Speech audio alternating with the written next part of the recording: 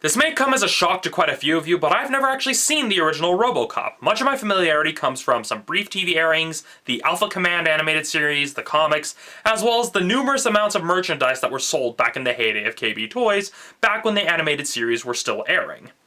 As such, I'm coming into this from a fairly fresh perspective. I mean, I know who RoboCop is, but I don't really have as many preconceived notions as a lot of other people reviewing this film might. So, based on the trailer, I kind of went in expecting something that was somewhere between Dark Knight and Iron Man, and that's pretty much what I got. With that said, let's start this episode of Romney's Reviews.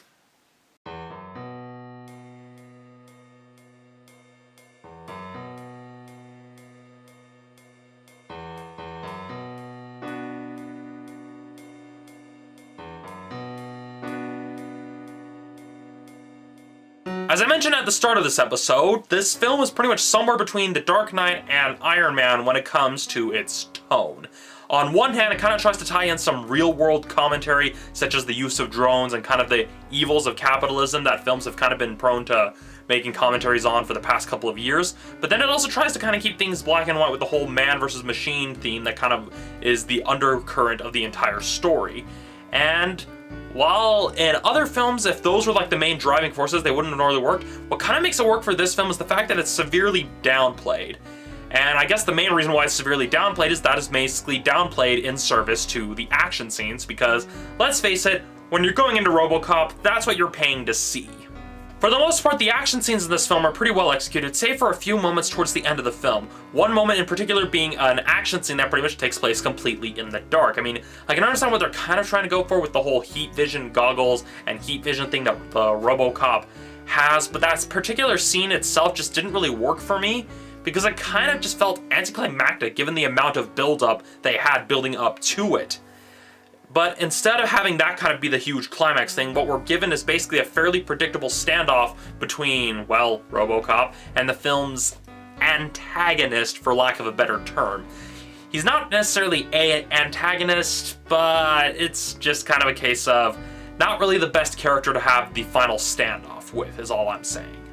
I guess the big takeaway here is that you shouldn't go into this film expecting high art or sheer spectacle, because the film doesn't really deliver on either front. It's just kinda it's kinda samey like some of the other films that I've seen this year so far. I mean, it's not the worst film you could see in theaters right now, so it's at least entertaining. It at least kept me engaged, kept me entertained, and actually felt worth the money.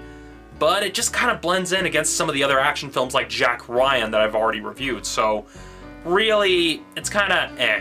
If you like action films, if you have some nostalgia for RoboCop, you'll probably enjoy it. Haven't seen the original, so I can't gauge if it'll please the purists. Of course, purists are never happy, so yeah.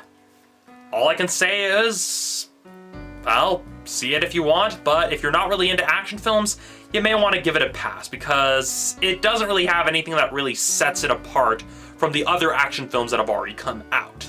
That said, I give RoboCop a 4 out of 5.